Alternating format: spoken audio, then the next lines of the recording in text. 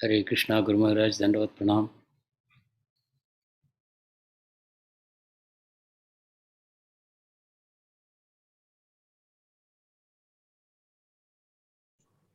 Hare Krishna Maharaj, Dandavat Pranam. Hare Krishna, Guru Maharaj. Om Namo Bhagavate Vāsudevāya.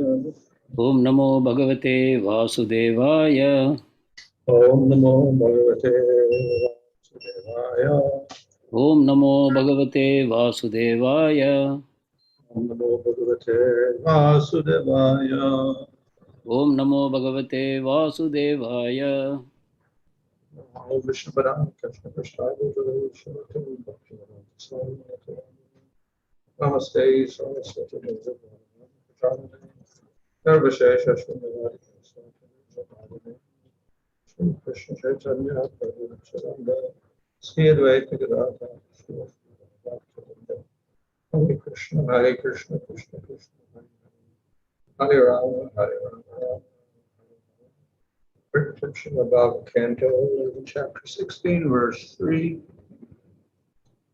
yeṣu, bhūteṣu, bhaktyā, tvām, paramarṣayaḥ, upāsīnāḥ, prapadyante, saṁsiddhiṁ, vadasva. Translation, please tell me the perfections that sages achieve by worshiping you with devotion. Also explain which of your different forms they worship. Purport, Śrī Uddhava here inquires about the spiritual opulences of the Lord, which consist primarily of his viṣṇu expansions such as Vāsudeva, Saṅkarṣaṇa, Pradyumna and Aniruddha. By worshiping different plenary expansions of the Lord, one achieves particular perfections, and Śrī Uddhava wants to know about this. Text 4. O my Lord, maintainer of all, although you are the super soul of living entities, you remain hidden. Thus being bewildered by you, living entities cannot see you, although you are seeing them.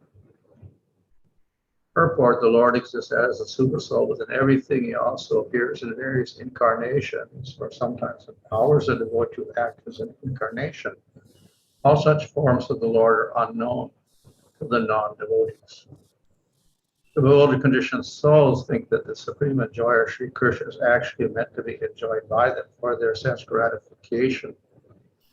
Praying to God for specific material benedictions and assuming God's creation to be their personal property, the non-devotees cannot understand the actual form of the Lord. They therefore remain foolish and bewildered. Within the universe, everything is subject to creation, makes and destruction, and thus the super soul is the only actual controller in the material world. Unfortunately, when the super soul appears in various incarnations to clarify its position, ignorant persons think that the super soul is merely another creation of the lowest material nature. As stated in this verse, they cannot see that person who's actually seeing them, and simply remain bewildered.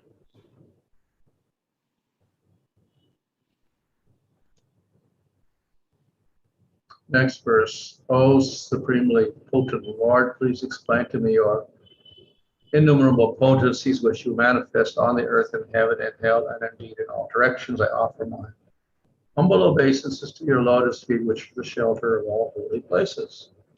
Purport Uddhava here inquires about the Lord's material and spiritual potencies as manifested within our universe. Just as ordinary animals or insects living in human cities cannot appreciate the scientific, cultural, military achievements of man, similarly foolish materialists cannot appreciate mighty opulences of the supreme, of the personality of God, and even those manifested within our universe. For the appreciation of ordinary human beings, Uddhava requests the Lord to reveal exactly how and in what forms he expands his potencies. As already explained, the Lord is the essential ingredient of all that exists, and thus any mighty or opulent manifestations ultimately rest on the Lord himself. Text 6, the Supreme Personality of God has said, O best of those who know, how to inquire. On the battlefield of Kurukshetra, Arjuna desired to fight with his rivals, asked me the same questions that you are now posing. Purport, Lord Krishna was pleased that his two friends, Arjuna and Uddhava, had posed the same question regarding the opulences of the personality of Godhead. Lord Krishna considered it wonderful that his two dear friends had asked exactly the same question. On the battle of Kurukshetra, Arjuna thought that killing his relatives would be an abominable, irreligious activity motivated only by his desire to acquire a kingdom. He therefore desisted from battle, thinking, I would be the killer of my relatives, they would be destroyed. Thus, Arjuna was afflicted with mundane consciousness. Purport, Lord Krishna explains to Uddhava the circumstances in which Arjuna posed his questions. At that time, I enlightened Arjuna, the tiger among men, with logical arguments, and thus in front of the battle, Arjuna addressed me with questions in the same way that you are now inquiring. My dear Uddhava, I am the super soul of all living entities, and therefore I am naturally their well-wisher and supreme controller. Being the creator, maintainer, and annihilator of all entities, I am not different from them. Purport, Srila Swami points out that the personality of Godhead maintains an evolutive and a generative relationship with its opulences. In other words, the Lord is not different from all living entities because they are coming from him and they belong to him. The Lord gave a similar explanation to Arjuna in the 10th chapter of Bhagavad Gita, beginning with the same words, aham atma. Although the Lord describes his external or material potencies, the Lord's position is always transcendental and non-material. Just as the living soul within the body gives life to the body, similarly the Lord, by his supreme potency, gives life to all universal potencies. So here the Krishna begins to answer the question posed by Uddhava. இங்கு கிருஷ்ணர் உத்தவருடைய கேள்விகளுக்கு பதில் சொல்ல ஆரம்பிக்கிறார். So the question was how the Lord manifests his powers in this material world. கேள்வியாவது பகவான் தன்னுடைய ஐஸ்வர்யங்களை இந்த பௌதிக உலகத்தில் எவ்வாறு வெளிப்படுத்துகிறார் என்பதாகும். So of course the material world itself is not spiritual. இந்த பௌதிக உலகம் ஆன்மீகமானது அல்ல. But it is related to the Lord. ஆனால் அது பகவானுடன் தொடர்பு கொண்டிருக்கிறது. And its relationship is one of dependence. அந்த உறவு அவரை சார்ந்து இருக்கும் அடிப்படையில் இருக்கிறது. And though it is dependent, it is also a reflection of the Lord himself. அது பௌதிகமாக இருந்த போதிலும் அது பகவானுடைய ஒரு பிரதிபலிப்பு ஆகும். Of course, we may wonder how a supreme being who is purely spiritual can reflect his qualities in achyat, something which is material, opposite. முழு ஆன்மீகமான பரமபுருஷ பகவான் எவ்வாறு பௌதிக குணங்களுடன் தன்னை பிரதிபலிக்க முடியும் என்று ஒரு சந்தேகம் எழலாம். Yet, it is possible by the inconceivable potency of the Lord. ஆனால் இது பகவானுடைய புரிந்து கொள்ள முடியாத சக்திகளின் மூலமாக சாத்தியமாகிறது. So, the relationship of the Lord with the world is one of dependence of the world on the Lord. பகவானுக்கு இந்த உலகத்தில் உள்ள உறவு என்னவென்றால் இங்கு உள்ள அனைத்தும் பகவானையே சார்ந்து அவரை நம்பியே இருக்கின்றன.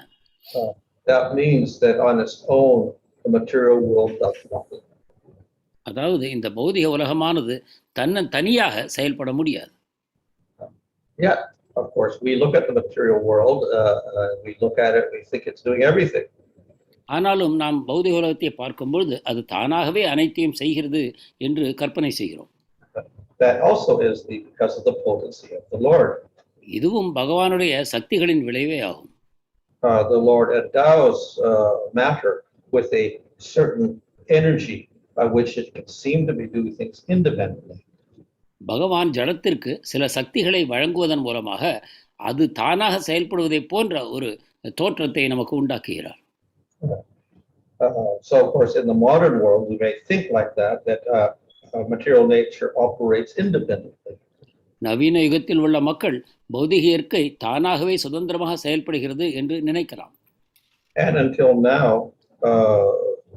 scientists have been trying to explain how the material world independently produces life.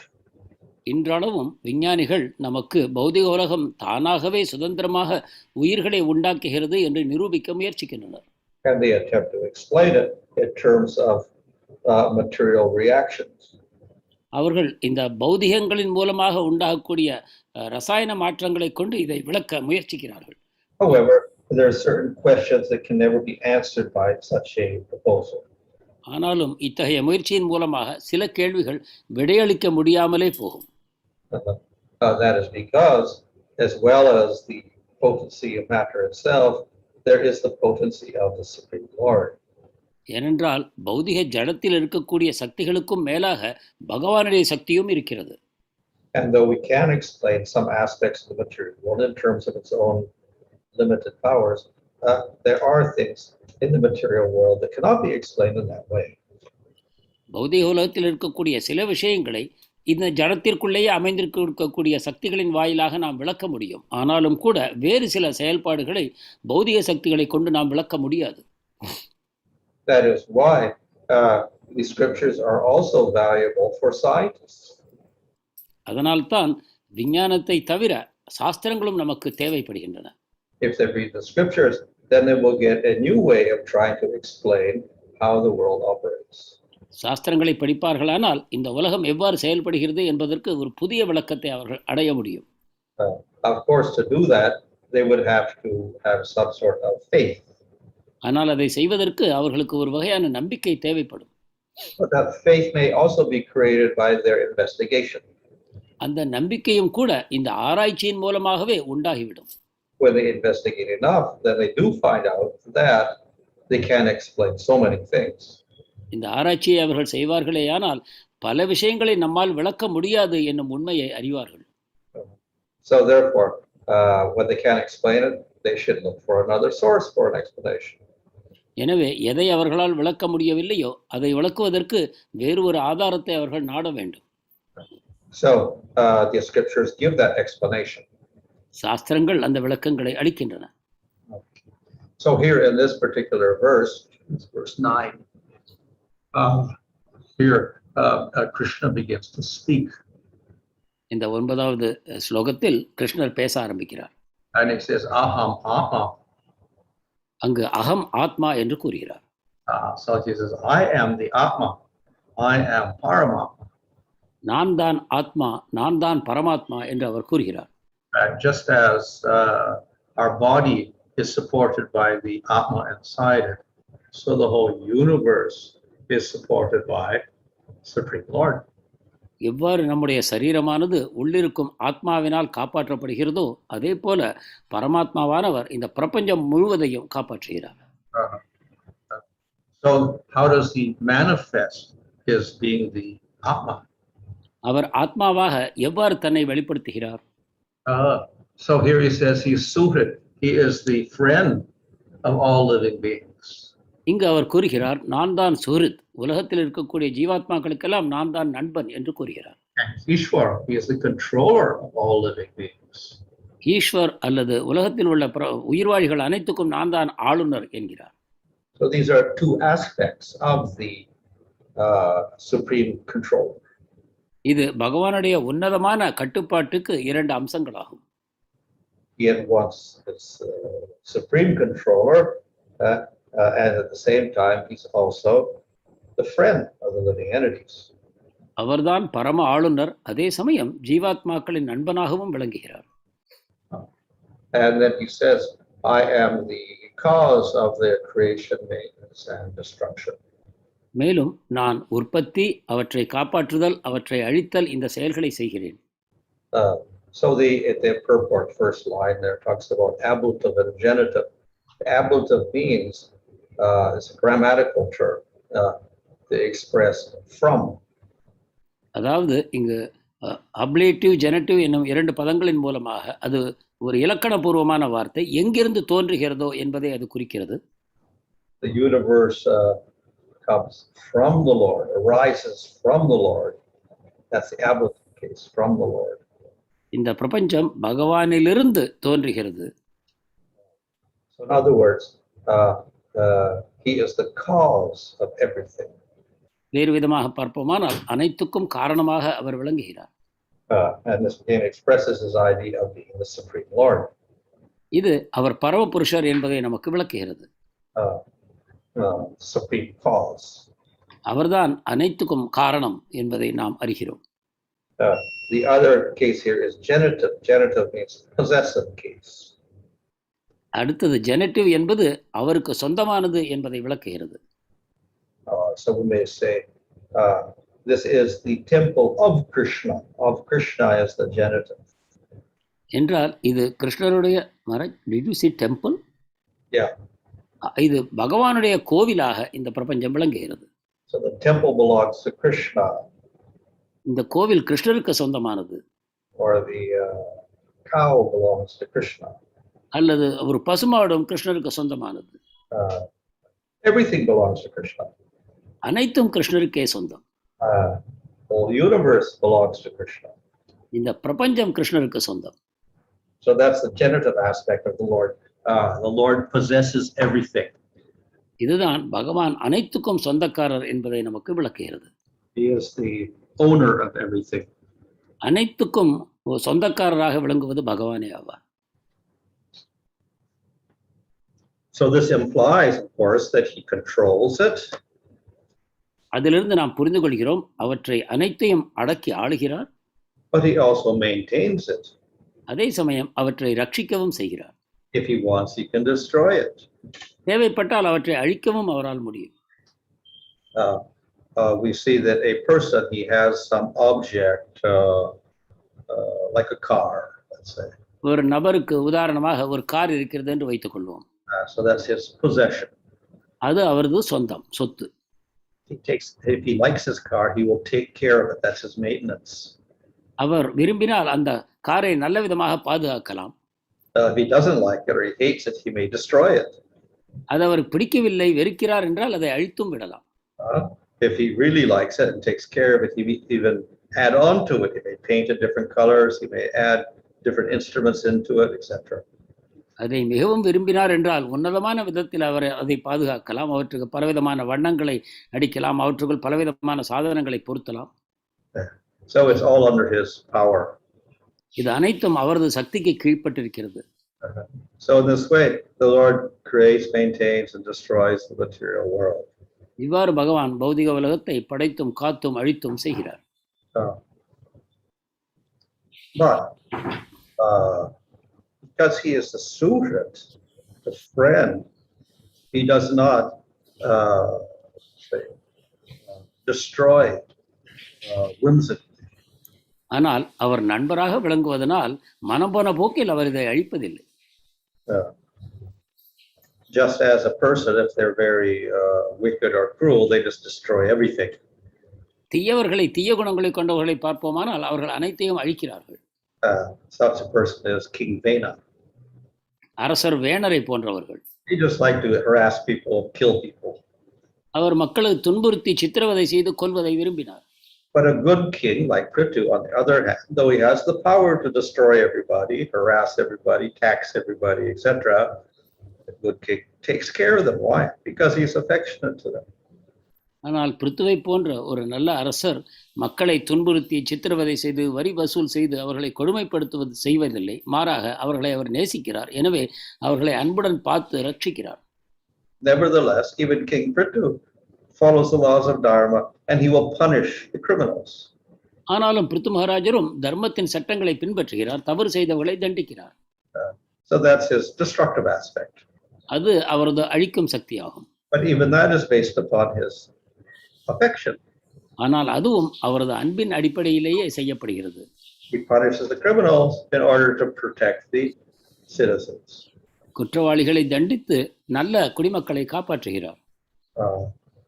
So in this way, the Lord creates and destroys, but he is in no way cruel. இவ்வாறாக படைத்தும் அழித்தும் செயல் செய்கிற பகவான் எப்பொழுதும் கொடுமைக்காரராக இருப்பதில்லை. everything is done with a larger plan. அனைத்தும் ஒரு பெரிய திட்டத்தின் அடிப்படையில் செய்யப்படுகின்றன. And that plan is for the benefit of everyone. அந்த திட்டமோ அனைவரது நன்மையையும் கருத்தில் கொண்டே செய்யப்பட்டது. Of course, with our limited vision, we cannot really understand that. நம்முடைய பார்வை குறுகியதாக இருக்கும் காரணத்தால் இந்த திட்டத்தை நாம் புரிந்து கொள்ள முடியாது. And even the great devotees have difficulty understanding that. பகவானுடைய பெரிய பக்தர்கள் கூட இவற்றை புரிந்து கொள்ள முடியவில்லை என்கிறார்கள். So in the first canto there, Bhishma expresses the idea, we are astonished and puzzled by the activities of the Lord. முதல் ஸ்கந்தத்தில் பாகவதத்தில் பீஷ்மதேவர் கூறுகிறார், பகவானுடைய அற்புதமான செயல்களால் நாம் குழம்பி போகிறோம், மயக்கமுறுகிறோம் என்று கூறுகிறார். It is very difficult to understand what he is doing. பகவான் என்ன செய்கிறார் என்பதை புரிந்து கொள்வது மிகவும் கடினம். Why did he let the demons become powerful? Why did he let them have a battle of Kurukshetra? Why did he let them harass the Pandavas? ஏன் தீயவர்களுக்கு வலிமையூட்டினார்? ஏன் அவர்களை குருக்ஷேத்திர யுத்தத்தை செய்ய வைத்தார்? ஏன் அவர்கள் மூலமாக பாண்டவர்களுக்கு கொடுமைகளை இழைத்தார்? But the Lord actually is the friend of all living entities. ஆனாலோ பகவான் உண்மையில் அனைத்து உயிர்வாழ்களுக்கும் நண்பர். And he's acting according to his wise plan. அவர் தன்னுடைய திறமை வாய்ந்த திட்டத்தின் அடிப்படையில் செயல்படுகிறார். And this way, individuals will be born, individuals will die. இவ்விதமாக தனிப்பட்ட ஜீவாத்மாக்கள் பிறக்கும், அழியும். Human society will rise at one point, will fall at another point. மனித சமுதாயம் ஒரு சமயம் உன்னதமான நிலையில் இருக்கும், வேறு சமயங்களில் தாழ்ந்து வீழ்ந்து போகும். We see again and again the cycle of yugas takes place. மீண்டும் மீண்டும் யுக சுழற்சி உண்டாவதை நாம் காண்கிறோம். At the end of the day of Brahma, everybody is destroyed. பிரம்மாவின் ஒரு தினத்தின் இறுதியில் அனைவரும் அழிக்கப்படுகிறார்கள். And at the end of Brahma's life, everything is destroyed. மீண்டும் பிரம்மாவின் ஆயுட்காலம் முடியும் பொழுது அனைத்தும் அழிக்கப்படுகின்றன. But this is part of the plan of the Supreme Lord, and it's because he is the friend of all living entities. ஆனால் இது அனைத்தும் பகவானுடைய திட்டத்தின் ஒரு அங்கமே ஆகும். அவரோ அனைவருக்கும், அனைத்து உயிர்வாழ்களுக்கும் நண்பராக விளங்குகிறார். But with our limited vision, we will have difficulty understanding that. நம் குறுகிய பார்வையின் காரணத்தினால் நாம் இதை புரிந்து கொள்ள சிரமப்படுகிறோம். But from the Lord's point of view, he has an understanding what is the ultimate benefit for everyone. ஆனால் பகவானுடைய கண்ணோட்டத்தில் ஜீவாத்மாக்களுக்கெல்லாம் எது நன்மை பயக்கும் என்பதை முழுமையாக அவர் அறிந்திருக்கிறார். So, because he is a supreme controller, he can do the destruction, etc. But because he is the friend, his intention is always the best. அனைத்தையும் அடக்கி ஆளவும் அழிக்கவும் சக்தி பெற்றவராக பகவான் இருந்த பொழுதிலும் கூட அவருடைய நோக்கம் எப்பொழுதுமே நமது நன்மைக்காகவே இருக்கிறது. ஏனென்றால் அவர் நமது நண்பராவார். And because he's the supreme Atma, not just an Atma like us, but supreme Atma, he does not make any mistake. அதே சமயம் அவர் சாதாரண ஆத்மா அல்ல, பரம ஆத்மாவாக இருப்பதன் காரணத்தினால் அவர் தவறுகளே செய்வதில்லை. In our material bodies, we are Atmas, the creator of the life of the body, etc. But we make mistakes. நம் பௌதிக சரீரத்தில் வீற்றிருக்கக்கூடிய ஆத்மா நம் உடலுக்கு உயிரை வழங்குகிறது. ஆனாலும் கூட நாம் தவறுகளை செய்கிறோம். So the Supreme Lord does not make mistakes. ஆனால் பரம ஆத்மா தவறுகளை செய்வதில்லை. So the creation and destruction take place as the plan of the Supreme Lord. எனவே படைத்தல், காத்தல், அழித்தல் அனைத்தும் பகவானுடைய திட்டத்தின்படியே நிறைவேறுகின்றன.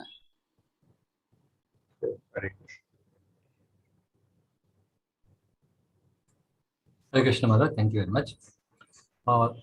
So here Krishna is talking about his opulences, but he doesn't mention his sweetness aspect. So what is the relation between the sweetness aspect of the Lord and the opulences of the Lord? இங்கு பகவான் தன்னுடைய ஐஸ்வர்யங்களை விளக்கினார். ஆனால் இனிமையை பற்றி அல்ல, இந்த ஐஸ்வர்யங்களுக்கும் இனிமைக்கும் உள்ள தொடர்பை பற்றி விளக்க வேண்டும். Well, here when we speak about opulences, which is the vibhutis of the Lord, it covers a wide range of objects and qualities. இங்கு பகவானுடைய விபூதிகள் அல்லது சக்திகளை பற்றி பேசும்பொழுது பகவானுடைய குணங்களின் பல விதமான குணங்கள் இங்கு இவற்றில் அடங்கி இருக்கின்றன. And they're represented by material objects. அவை பௌதிக பொருட்களின் மூலமாக விளக்கப்படுகின்றன. So in material objects, of course, we have some sort of material sweetness also. Maharaj, In material objects, we'll have some sweetness. பௌதிக பொருட்களிலும் கூட ஓரளவு இனிமை அமைந்துதான் இருக்கிறது. And material relationships will also have material rasa. பௌதிக உறவுகளிலும் கூட பௌதிகமான சுவைகள் அடங்கி இருக்கின்றன. So when we talk about the vibhutis of the Lord, we could say that, okay, this is material rasa is the vibhuti of the Lord also. எனவே பகவானுடைய விபூதிகளை பற்றி பேசும்பொழுது பௌதிகமான ரசங்கள் கூட அவருடைய விபூதி தான் என்று கூறலாம். He says, I am the taste and water. பகவான் நான் தான் நீரின் சுவை என்கிறார். So that is rasa. அது ரசம் தான். Thank you, Maharaj. So we see Uddhava is hearing this from the Lord, and the Lord is about to conclude his pastimes. So the Lord could have asked him to meditate on his pastimes. Instead, why is he giving this knowledge? Also in the Bhagavad Gita, Krishna talked about devotional service in the 12th chapter. Then he is giving other yogas. So does it not dilute the whole thing? தன்னுடைய லீலைகளை முடிக்கும் தருவாயில் உத்தவரோடு பகவான் பேசுகிறார். ஆனாலும் கூட இங்கு தன்னுடைய விபூதிகளை பற்றி அவருக்கு அதிகமாக பேசுகிறார். அதே போல பகவத்கீதையிலும் பக்தி யோகத்தை பற்றி 12ஆம் அத்தியாயம் வரை பேசிய பிறகு மீண்டும் ஞான யோகத்தை பற்றி பேசுகிறார். இவ்வாறு அதை நீர்த்து போகச் செய்கிறார் பக்தியின் தன்மை. இதை ஏன் செய்கிறார்? What is the question? Why does he speak other yogas or what? He could have asked Uddhava to meditate on his pastimes. Instead, why is he talking about his opulences? Also in the Bhagavad Gita, Krishna talking about the importance of devotional service. And then he is talking about the other yogas and other chapters are there. Well, because all people are not qualified for the highest thing, he gives other options. அனைத்து மக்களுக்கும் அந்த உன்னதமான வழிமுறைக்கு தகுதி இல்லாத காரணத்தினால் பகவான் இதர வழிமுறைகளையும் கூறுகிறார். I mentioned previously, universal form is for unadvanced yogis. ஏற்கனவே கூறியதை போல இந்த விஸ்வரூபமானது யோகிகளுக்காகவே இருக்கின்றது. And this is the vibhutis is a step below that. There's not even a form. At least the universal form, there's a form of the Lord there. Here there's no form. It's just objects of the material world. பௌதிக உலகத்தில் இருக்கக்கூடிய வடிவங்களில் அந்த ஆன்மீகமான வடிவம் கூட இல்லை. ஆனால் பகவானுடைய விஸ்வரூபத்தை பார்க்கும்பொழுது அது பகவானுடைய வடிவமாக தோன்றுகிறது. எனவே இதை விட அது ஒரு உயர்ந்த நிலையாகும். So for people that cannot accept the form of the Lord, they cannot accept the spiritual form of the Lord, then okay, let them look at the material world and see something nice there and say that that's a reflection of the Lord. எனவே பகவானுடைய ஆன்மீகமான வடிவத்தை காண சக்தி இல்லாத மக்களுக்கு பௌதிக உலகத்தில் உள்ள பொருட்களிலாவது பகவானுடைய அந்த உன்னதமான குணங்களின் பிரதிபலிப்பை அறிந்து அவர்கள் பாராட்ட முடியும் என்பதற்காக இது செய்யப்படுகிறது. So it's a step towards at least accepting the Lord has a form and has qualities.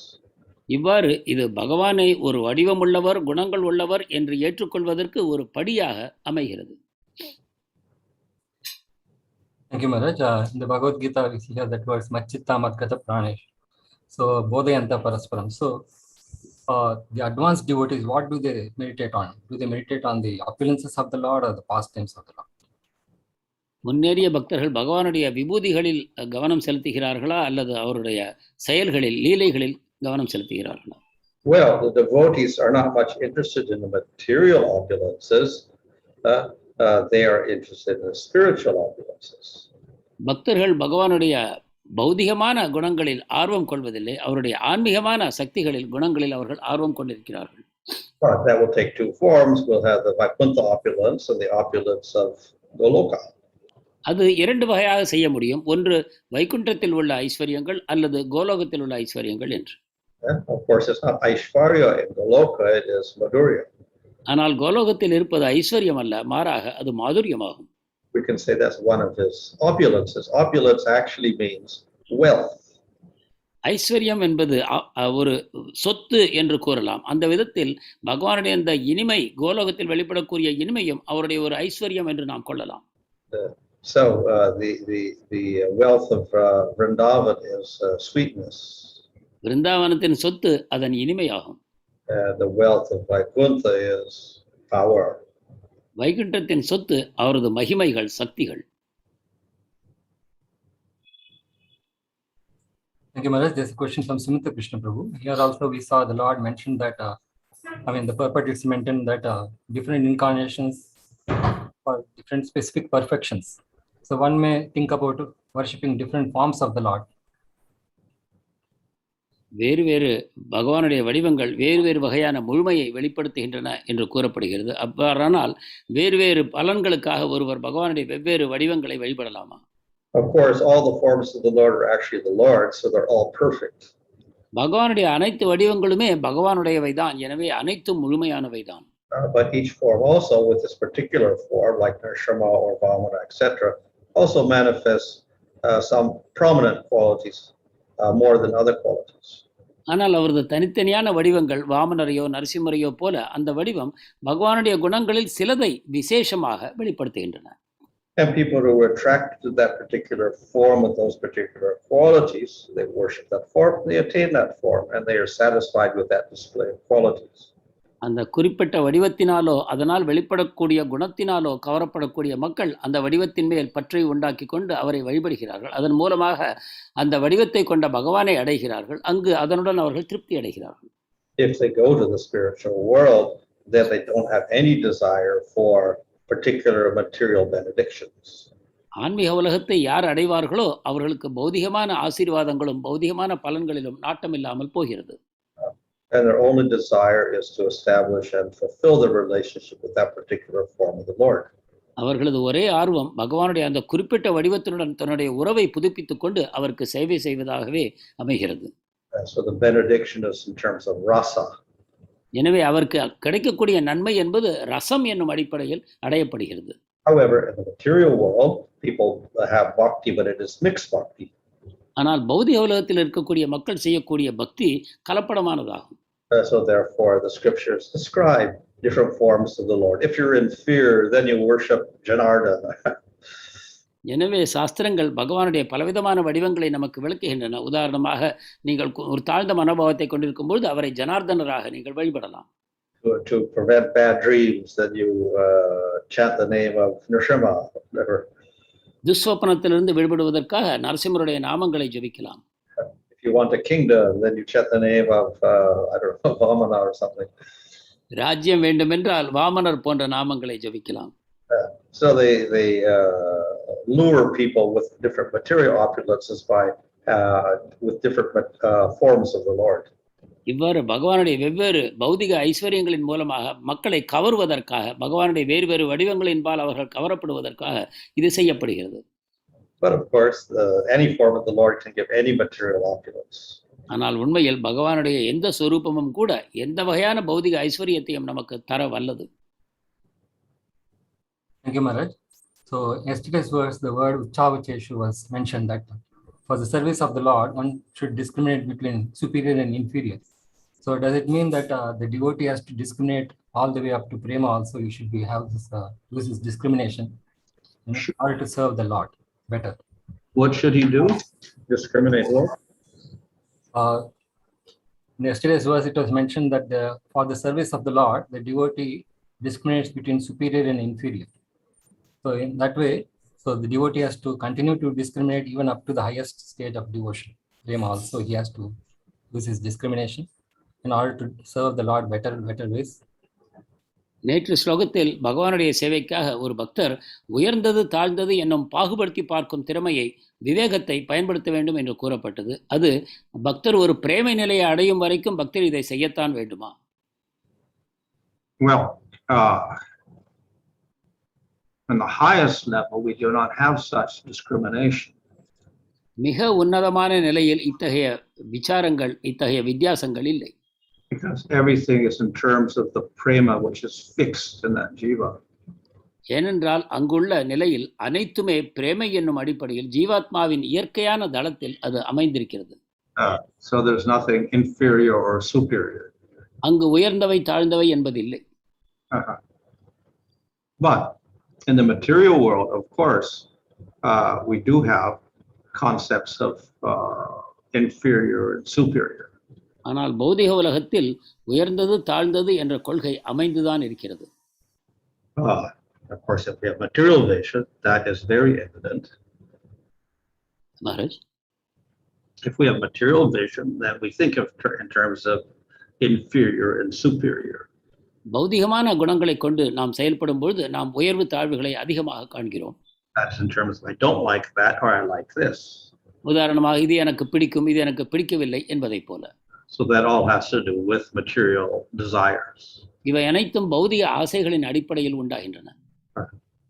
In terms of the Lord, of course, there is some discrimination because matter is inferior to Jiva and the Lord. We must accept that difference. ஆனால் பகவானை பொறுத்தவரை ஓரளவுக்கு இந்த உயர்வு தாழ்வுகள் அமைந்துதான் இருக்கின்றன. உதாரணமாக பௌதிகம் என்பதும் ஆன்மீகம் என்பதும் இரண்டுக்கும் ஒன்று தாழ்ந்தது ஒன்று உயர்ந்ததாக அமைந்திருக்கின்றது. And so we speak of the inferior energy of Prakriti and the superior energy, the Jiva. இவ்வாறு தான் நாம் ஜடசக்தியை தாழ்வாகவும் ஜீவாத்மாவை உயர்வாகவும் கூறுகிறோம். So we do accept differences in that sense. இந்த விதத்தில் நாம் வித்தியாசங்களை ஏற்றுக்கொள்ளத்தான் செய்கிறோம். And those who are madhyamadhikaris, they must see even the jivas in terms of difference. மத்தியம அதிகாரிகளாகிய நிலையில் இருக்கக்கூடியவர்கள் ஜீவாத்மாக்களுக்குள்ளும் கூட வேற்றுமை காணத்தான் வேண்டும். So they distinguish the diva and from the neutral person to the devotee. எனவே ஒரு நடுநிலையில் இருக்கக்கூடிய ஜீவாத்மாவுக்கும் பக்தருக்கும் அவர்கள் வேற்றுமை காண்கிறார்கள். And they even distinguish between different types of devotees. பக்தர்களுக்குள்ளும் கூட பல தரங்களை அவர்கள் காண்கிறார்கள். So this is beneficial for their advancement. இது அவர்களது முன்னேற்றத்திற்கு துணை செய்கிறது. But the Uttamadhikari doesn't see those differences. ஆனால் உத்தம அதிகாரியோ இந்த வித்தியாசங்களை காண்பதில்லை.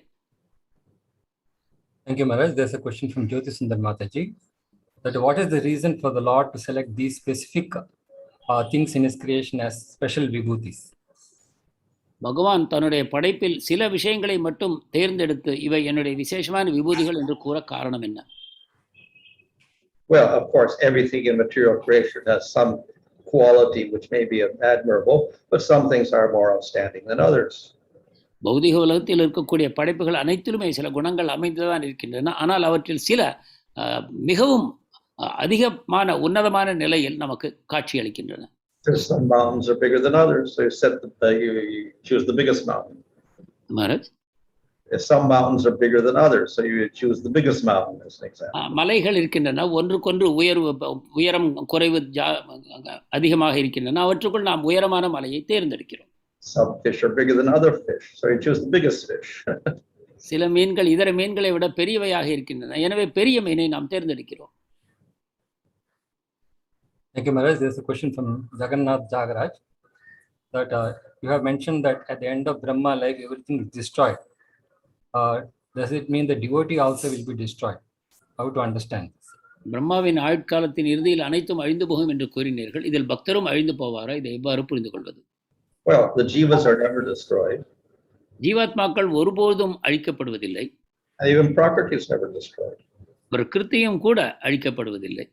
But the transformations of Prakriti in terms of Mahattatva and Ahankara, the elements and universes and the bodies for the jivas, that's all destroyed. அந்த பிரகிருதியின் மாற்றங்கள் மட்டும், அதாவது மகத்தத்துவமாக, குணங்களாக, பௌதிக பொருட்களாக, பிரபஞ்சங்களாக உண்டாகக்கூடிய அந்த மாற்றங்கள் மட்டும்தான் அழிக்கப்படுகின்றன. So if the devotee sadhana and he has a material body, that's destroyed. Of course, it's destroyed when you die anyway. சாதனை செய்யக்கூடிய பக்தருடைய சரீரம் அழிந்து போகிறது. அது எப்படியும் ஒரு நாள் அழிந்துதான் போகும். But if you're Nitya Siddha, then your body is never destroyed. ஆனால் நீங்கள் நித்திய சித்தர் என்ற பதவியை அடையும் பொழுது உங்கள் சரீரம் அழிக்கப்படுவதில்லை. Thank you, Maharaj. There's a question from Simha Sudarshan Prabhu that when the material world is destroyed, the material world is destroyed when Brahma goes to sleep and when he dies. So at that time, the jivas are relieved from their suffering in the material world. So in the same way, can the Lord not liberate the jivas without discrimination? In other words, can he not liberate all of them? பிரம்மாவின் மரணத்தின் பொழுது அல்லது ஒரு தினம் முடியும் பொழுது அனைத்தும் அழிக்கப்படுகின்றன. அப்பொழுது ஜீவாத்மாக்கள் ஓய்வு பெறுகிறார்கள். அப்போது எந்த விதமான துன்பங்களும் இல்லாத நிலையை அடைகிறார்கள். எனவே இவ்வாறு செய்யக்கூடுமானால் பகவானும் கூட தான் நினைத்தால் அனைத்து ஜீவாத்மாக்களுக்கும் விடுதலையை வழங்கி அவர்களுக்கு அமைதியை தரலாம் அல்லவா? That is possible, but we see that's rare. Therefore, the Kripa Siddhi is very rare. அது சாத்தியம்தான், ஆனால் அது அபூர்வமாக அமைகிறது. கிருபா சித்தி என்பது வெகு அபூர்வமாகத்தான் தரப்படுகிறது. The Lord is all powerful; He can do anything. பகவான் அனைத்து சக்திகளும் பெற்றவர், அவர் எதையும் செய்யலாம். But usually, He prefers that the jiva goes through the process of sadhana. ஆனால் பொதுவாக ஜீவாத்மா சாதனையின் வழியாக முன்னேற வேண்டும் என்றுதான் அவர் எதிர்பார்க்கிறார். Maharaj, there's a question from Sumitra Krishna Prabhu that some devotees feel if we have to attract more to Lord Lotus feet, why can't we have deities of Balaji, Ranganath, etc.? so that their worshippers will also come and then they can be introduced to Radha Krishna. பக்தர்கள் அதிகமான மக்களை கவருவதற்காக ரங்கநாதர், பாலாஜி போன்ற விக்கிரகங்களையும் வைத்திருந்தால் என்ன தவறு? அதன் மூலமாக பலரையும் கவர்ந்து அவர்களுக்கு நாம் கிருஷ்ணருடைய பிரச்சாரத்தை செய்யலாம் அல்லவா? What's the question though? I mean, people are attracted to Balaji, Ranganath and other deities. So possibly if we can keep those deities also in our temples, and worshippers of those deities will come to ISKCON and then they can take to Radha Krishna worship. Okay. Well, we could do that. Then the people may be attracted to those deities and not be attracted to Krishna. And even the devotees may get attracted to those devotees instead of Krishna. நாம் அதை செய்யலாம் தான். நம்முடைய கோவில்களிலும் அந்த விக்கிரகங்களை வைக்கலாம். அதன் மூலமாக பக்தர்கள் கவரப்படுவார்கள். ஆனால் அவர்கள் அந்த விக்கிரகங்களிலேயே கவரப்பட்டு கிருஷ்ணரை மறந்து விடுவார்கள். இன்னும் சொல்ல போனால் நம் பக்தர்கள் கூட அந்த வடிவத்தின் பால் கவரப்படக்கூடும். So sometimes Prabhupada did that. Therefore, in Bombay, he put in Sita Ram Lakshman deities also. பிரபுபாதரும் சில சமயங்களில் இதை செய்தார். உதாரணமாக மும்பையில் பார்ப்போமானால் சீதா, ராம, லக்ஷ்மண, ஹனுமான் ஸ்தாபனம் செய்திருக்கிறார். In the 15th chapter of Bhagavad Gita, the Lord says, "From me come knowledge, remembrance, and forgetfulness." So why does he has to do that forgetfulness? கீதையின் 15வது அத்தியாயத்தில் பகவான் கூறுகிறார், என்னிடமிருந்துதான் அறிவு, மறதி இவை அனைத்தும் வருகின்றன என்று கூறுகிறார். இந்த மறதியை ஏன் பகவான் தருகிறார்? Well, ultimately, all states of the jiva are under the control of the Lord. இறுதியில் ஜீவாத்மாவின் அனைத்து மனோநிலைகளும் பகவானின் ஆதிக்கத்திலேயே இருக்கின்றன. But we should not think that the Lord is there every time you forget something. The Lord has done that personally. ஆனால் நாம் நினைத்துக் கொள்ளக்கூடாது, நாம் ஒரு விஷயத்தை மறக்கும் பொழுதெல்லாம் பகவான் தான் இவ்வாறு செய்கிறார் என்று. அது அவருடைய தனிப்பட்ட நிலையாகும். So within our individual lives, we can't blame the Lord, say, well, the Lord did it. It's our particular choice. நம்முடைய தனிப்பட்ட நபருடைய வாழ்க்கையில் நமக்கு இவ்வாறு நிகழும் பொழுது பகவான் தான் இவ்வாறு செய்தார் என்று அவரை குற்றம் சாட்டக்கூடாது. இது நம்முடைய தனிப்பட்ட தேர்வு ஆகும். But ultimately, all the jivas are under the control of the Lord. ஆனால் இறுதியில் பார்ப்போமானால் ஜீவாத்மாக்கள் அனைவரும் பகவானுடைய முழுமையான கட்டுப்பாட்டுக்குள் தான் இருக்கிறார்கள். So all their states of waking and sleeping and forgetting and remembering and knowledge and ignorance are all ultimately under the Lord.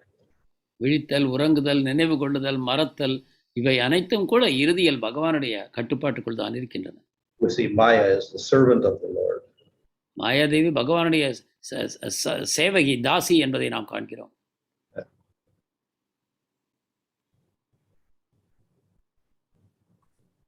Thank you, Maharaj. There's a few more questions. I mean, what are the things involved in attaining ultimate truth? What are they? What are the things involved in attaining the ultimate truth? What? Ultimate truth. No, what are the What are the things involved in attaining the ultimate truth? things involved? Well, பரம சத்தியத்தை அடைய என்ன செய்ய வேண்டும்? what does that mean? What are the things involved in ultimate truth? He's referring to the 4th chapter, 24th verse there. Things? Param-satyam. Yeah, what do you mean by things then? Things. Sadhana? Qualities? What? Question is not clear, Mark. So we'll go to the next one. There's a question from Thirumal Rao Prabhu. He says that Krishna doesn't need us, yet he desires us. We need Krishna, yet we don't desire him. So how is it that the individual's desire alone doesn't depend on the Lord, whereas everything is said to be dependent on the Lord? Can you repeat that? How is it that the individual desire doesn't depend on the Lord, whereas everything is said to be dependent on the Lord? தனிப்பட்ட நபரின் ஆசைகள் பகவானால் கட்டுப்படுத்தவில்லை என்று கூறுகிறோம். அதே சமயம் அனைத்தும் பகவானை சார்ந்துதான் நடைபெறுகிறது என்றும் கூறுகிறோம். Well, the jiva is under the Lord in the sense that his existence is caused by the will of the Lord. ஜீவாத்மா பகவானுக்கு கீழ் இருக்கிறார் என்று நாம் கூறலாம். ஏனென்றால் அவருடைய இருப்பே பகவானை நம்பித்தான் இருக்கிறது. And he has consciousness because of the will of the Lord. அவருடைய தன்னுணர்வு பகவானால் கொடுக்கப்பட்டது. And he has some free will by the will of the Lord. அவரது சுய இச்சையும் பகவானுடைய இச்சையினால் வழங்கப்பட்டது. But that again, with that free will, the jiva makes his choices. ஆனால் இந்த தனிப்பட்ட இச்சாசக்தி அவருக்கு கொடுக்கப்பட்ட பிறகு அவர் தன்னுடைய தேர்வுகளை தானே செய்கிறார். So the Lord allows that free will. அந்த சுதந்திரத்தை பகவான் அவருக்கு வழங்குகிறார். Thank you, Maharaj. That's all for today. Hare Krishna. Dandavat.